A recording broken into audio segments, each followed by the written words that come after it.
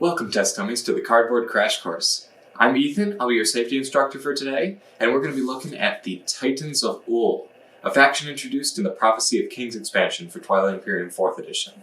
This is going to be both a component overview, as well as a more in-depth guide later in the video, so you can go ahead and skip there from a link in the description if you're more interested in that. Before further ado, let's go ahead and head on out. Here, we start off by looking at the Titans faction sheet. This is a long-forgotten army of mountain-sized behemoths that were guardians and laborers created by and programmed to rule under the gene sorcerer kings of millennia past. When the tyrant kings were sealed away, their titans found themselves without purpose. Some became gardeners of the outer worlds. Some collected together to build a planet from scratch, calling it Elysium. And some simply fell asleep, awaiting their master's return. We find ourselves at this very moment, the Titans reawakening from their call from their kings, and revealing themselves once again to the galaxy. So, when you choose the Titans at the beginning of the game, along with the control and command counters that every faction receives, you will be getting 7 unique Titan counters. These are 5 sleeper tokens, which inherently don't do anything on their own, but will be interacted with by a lot of their abilities, and 2 tokens that are attachments that represent what the Titans can do with their terraforming abilities.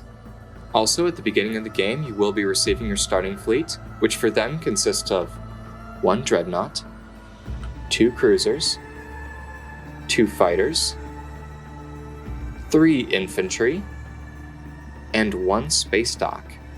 So notably, right off the bat, this is missing both carriers and PDS units. That's because the cruisers and PDS are specific to the Titans, which we'll get to in just a moment here. They start on the planet of Elysium, which is a 4 resource and 1 influence planet. This is an incredible resource at the beginning of the game for those 4 resources, because it'll let you boost up your army and get exactly what you need to be able to explore as fast as possible. The 1 influence, however, is pretty detrimental to them, as they love having the command counters, so that's something that we'll have to be improving later on. They start with 2 different technologies here. The first one is a technology from the base game called anti-mass deflectors. It's blue and has no prerequisites, and says your ships can move into and through asteroid fields. It also says, when other players' units use space cannon against your units, apply -1 to the result of each die roll.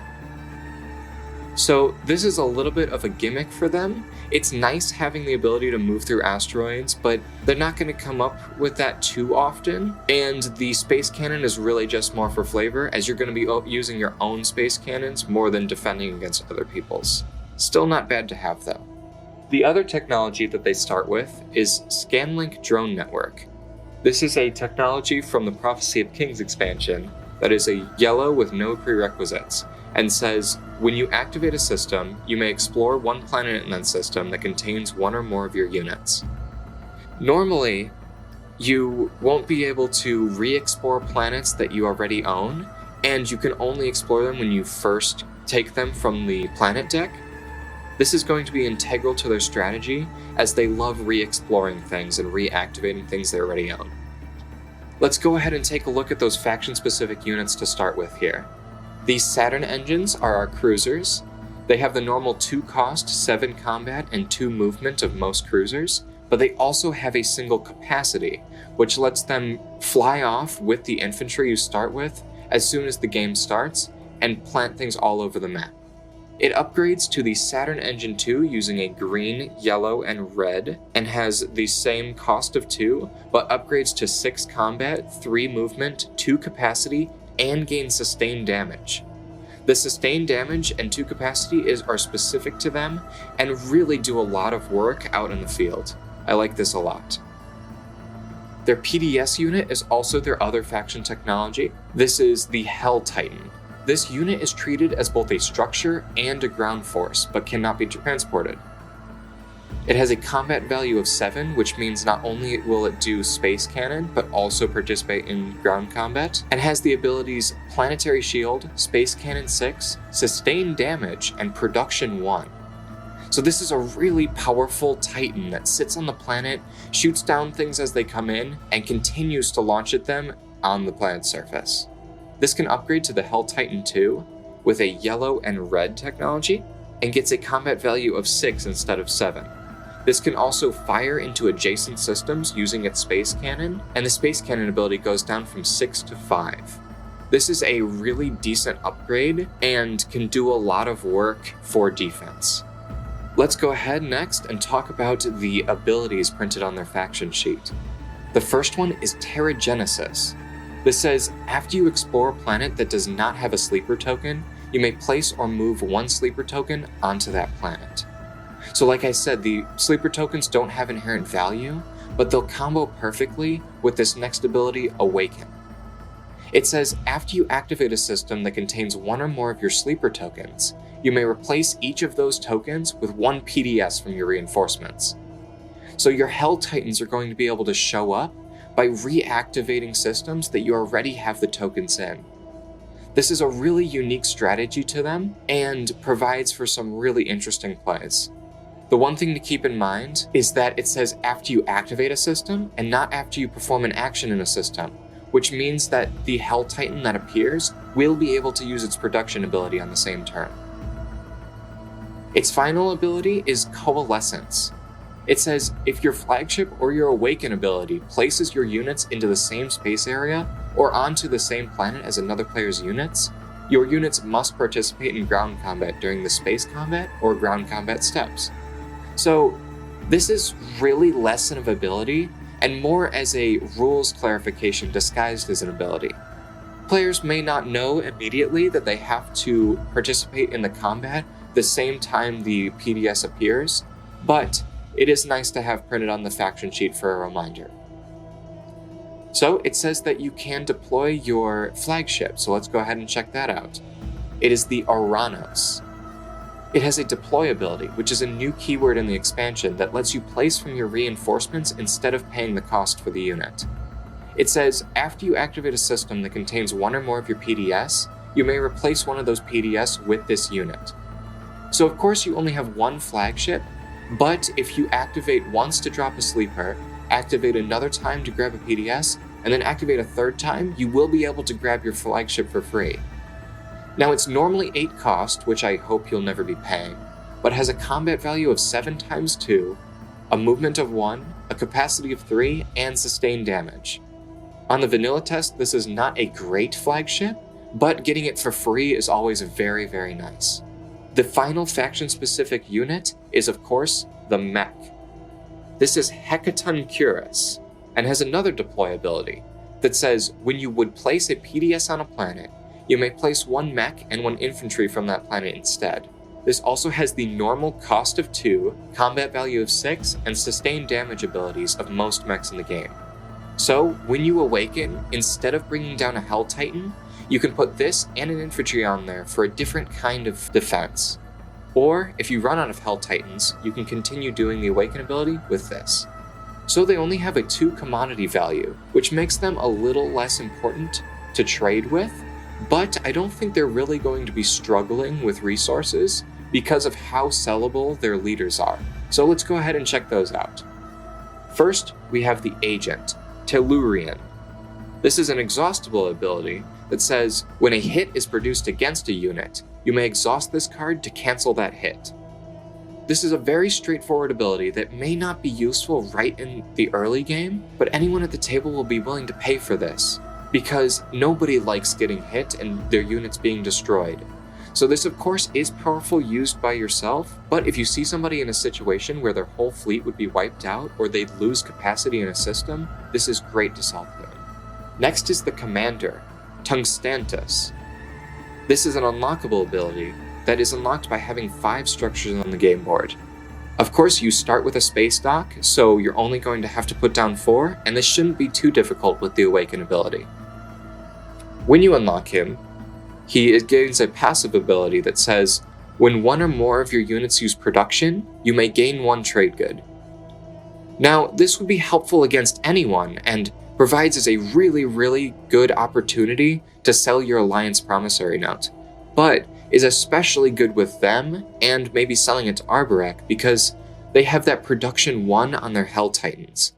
This means that as you continue to reactivate systems, you'll be using production many times throughout the turn, instead of just dropping it all with one space dock, so you'll be getting a lot of money off of this. Finally, on their leaders, we have Ul the Progenitor, the hero. He has the same unlock as having 3 scored objectives as everyone else, but when he unlocks, he's going to gain the ability Geoform, which is an action that says, ready Elysium and attach this card to it. Its resource and influence values are each increased by 3, and it gains the Space Cannon 5x3 ability as if it were a unit. So this is going to be used with the token that I mentioned earlier, and it's going to show as a increase to Elysium to the point of having it as a 7/4. This is great and should be used immediately. It'll continue to give you insane amounts of resources and good amount of influence throughout the game as soon as you get it, and I suggest pushing towards it as soon as possible. Finally, we have their promissory note, which is called Terraform. This is an ability that you give another player that as an action, they can attach this card to a non-home planet they control other than Mechatol Rex. Its resources and influence value are each increased by 1, and it's treated as having all 3 planet traits.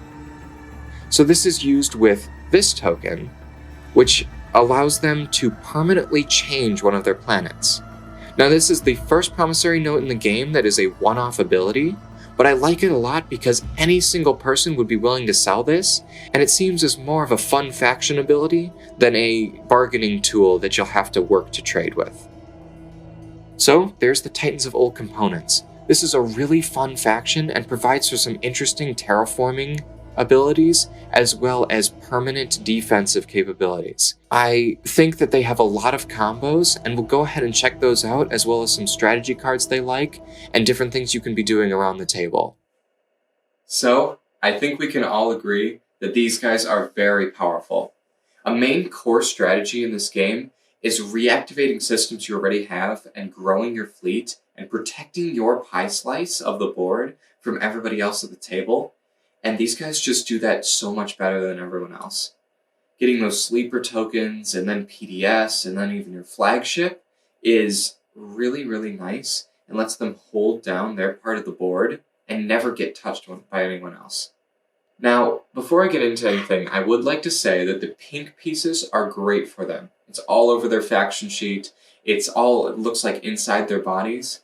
But if you can't do it, then the green or blue are great because of the lore about them being gardeners and very peaceful, nature-focused creatures. So, I digress. Now, their start is interesting.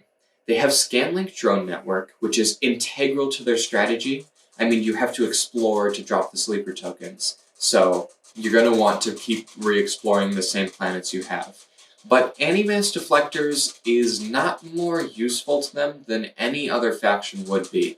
Dropping a asteroid field right in front of their system is going to be hurtful to them, so it's nice to have, but the whole thing about -1 to other people's space cannon rolls is kind of just a flavor thing, I think, because you're not really going to want to go and spread really deep into other people's systems, more just keep your own.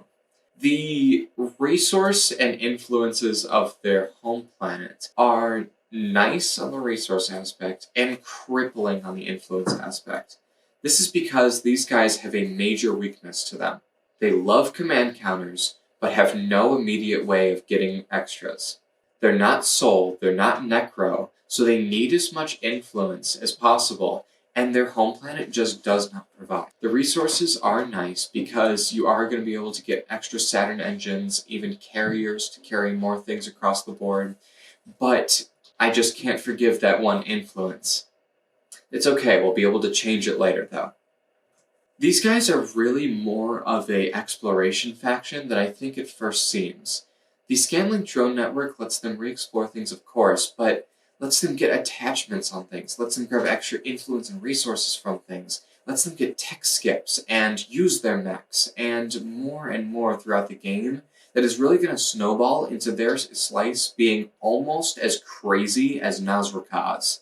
This is also because their Hell Titans and their Saturn engines, I think, should be upgraded throughout the game, and they have sort of a strange assortment of different upgrade prerequisites to them.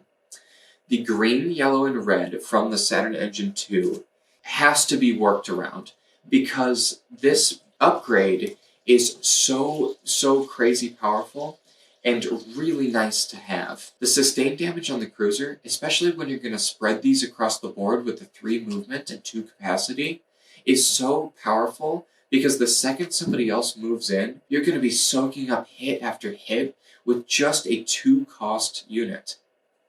On the other hand, the Hell Titans are not as necessary as the Saturn Engine 2. You already have the Planetary Shield, Production 1, and the sustained damage from Hell Titan, and I don't really think that dropping down their combat value and their space cannon value is as important as it seems, especially in the early game, but is still pretty nice. It is important to keep in mind that they do have that strange timing window of being able to activate a sleeper token, drop down a Hell Titan, and produce in the same turn. This lets them get all kinds of crazy stuff out on the board and really makes them feel like an Arborek or a SAR player. Now, their Hecaton Cuirass, their mech, is very nice because not only does it let you continue to use your Awaken ability even after you have all 6 PDS on the board, but this does combo with Construction, and if you have an extra command counter, which you won't always have, you can actually use this to drop an infantry and a mech somewhere using that Construction ability, which is kind of strange, but useful in some cases. So moving on, I think that it's important to look at the tech paths for them. Hypermetabolism is your best friend. It fixes up that weakness a little bit, and is almost completely necessary for their strategy. So how do we get there? I suggest psychoarchaeology and biostems. Now, psychoarchaeology is one that lets you use the technology specialties on planets even when they're exhausted. So the reason this is important is because they're going to be getting so many attachments on planets that they're going to be using all of that influence already to grab extra command counters on the planets that they've gotten the attachments on, and are still going to want to use them to get the Saturn engines, the Hell Titans, and maybe carriers and other things with assorted costs all the time using the technology card. So this is going to be really helpful throughout the game. Now, Biostems is helpful for pretty much the same reason. All those attachments are really going to benefit you with this card. And then, of course, hypermetabolism. Now, the other tech path that I think is important is blue for them. You are going to need a red one to get the Saturn engine, so we'll talk about it in a second, but blue is very important, especially when you get things like Sling Relay to make more Saturn engines in your home system, Gravity Drive to move a Saturn engine even farther to where you need to be, and then Fleet Logistics to activate multiple sleeper tokens before anybody else can react. Lightwave Deflector is also really nice because getting sleeper tokens across the board in places where people wouldn't normally let you go is really great for them. So green and blue is what I suggest. You are going to want to get AI development algorithm though as well. This counts as both a red one or whatever else you need. So this is going to let you get the Hell Titan and the Saturn engine, and then immediately move over to be able to be used as a green or blue later on. So very, very important to their strategy. Now, the Titan's commodity value being 2 is not really as much of a detriment to them as I think it is for something like the Volwraith Cabal. The Titans had very, very sellable cards. Their agent being able to cancel any hit across the board is really not always going to be used on yourself. Because you're so defensive, people may not even be willing to attack you in the first place. So anybody who's dealing with anyone else across the board is going to pay you to save one of their ships, and you can trade in that window. Also, their Alliance Promissory Note is going to be sold every single game. Because gaining a trade good is so important to people like the Arborek or the SAR or things that are going to use production all the time, but is also just straight up important to anyone. Their final sellable card is that promissory note. A +1/+1 and any planet traits is just going to be important to anybody. Now, if somebody's looking for it, that probably means that they have some kind of objective or something that they have to take care of. So be careful who you're giving it to. But in the early game, when you're just giving it to anybody, I think that selling it for a few trade goods is going to be worth both your investment and theirs. Because they're going to be getting a resource or an influence every turn off of this, about 3 is going to be worth it because they're going to get more in the long run, especially if they take diplomacy. But it's going to be worth it for you because you get everything right off the bat and are able to use it right away. Moving on to their other attachment, the hero is crazy. Getting a +3/+3 and Space Cannon 5x3 on Elysium is really fun because nobody will ever take it, or at least they shouldn't. This is not a hero that you wait for the perfect moment to use, like most are. This is a hero that I think you should use as soon as possible.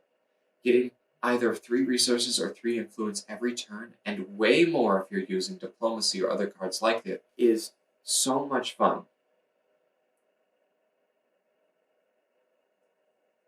It's not really worth waiting for to use the planet and then get the card and then use the planet again. I think you should just plant it down and use it all in one go because it's going to boost the space dock on its production to a crazy amount. So finally, let's talk about those strategy cards. We'll go ahead and go through the list really quickly and see how they feel about each of them. First off is leadership. I don't think I should have to explain why this is very, very, very important to their strategy. The 3 command counters will do so much for them, more than any other faction, really. Diplomacy is great after you've already upgraded Elysium, but I don't think that is really that necessary because defensive things are super overkill for them. Like I said, they're even more defensive than the extra themselves, so diplomacy is only used in a last-ditch scenario or when you really need the bonus resources off of it. Politics is sort of neutral for them. Getting extra action cards for stalls or being able to grab the speaker token for exactly what you need the next turn is really case-by-case basis. And if you're left last in turn order, then this is not a bad one to grab. Construction. Right off the bat, you might think you may never need to grab construction because you're getting Hell Titans for free. But I think that's important to use this anyway, because dropping Hell Titans on the board is going to let you produce more in the early game, and you can still use that Awaken ability with your mechs even after you've run out of Hell Titans to drop down. Trade is very, very nice for them. This just essentially says get 3 influence. Getting this in the early game is not a bad choice if you're late in turn order, but I don't really think it's better than something like leadership if you get to choose one of the first. Warfare is really interesting. If you need a sleeper and then a PDS, or a PDS and then a flagship, really, really bad in one turn, let's say you're grabbing a flagship objective or something like that, then of course grab Warfare. They can do that. Now technology is great for them in the early game. Getting AI development algorithm and then moving into their faction techs is really, really important, but I don't think that it's too bad if they don't get the primary off of it and just have to take the secondary, because they only need to get really 1 tech per turn to be on their way to success. Now finally, Imperial. This might seem like a great idea right away, because when you hear defensive faction, you may think, oh, holding down Mechatol Rex and not letting it go. This is true, but keep in mind that Mechatol Rex can't get attachments on it, can't be explored, so you won't be able to drop sleeper tokens on it. Now, if you've hit it, drop construction on it, and really hold it down, I don't think that anyone else is really going to have the chance to take it unless they get that objective that nukes the whole thing. So it's really fun for them, but not necessary. So overall, we've got leadership, construction, and trade. And I love those three for the Titans of Old. So there we have it. If you like the video, go ahead and leave a like and maybe consider subscribing, as I will be making more of these. I will have a full Twilight Imperium and Prophecy of Kings rules guide that will be in the card in the top right corner once we get to it. But until then, the playlist will keep growing with these guides, as well as other card game and board game content on the channel. Thank you very much for watching, and have a great time playing the Titans of Old. Bye-bye.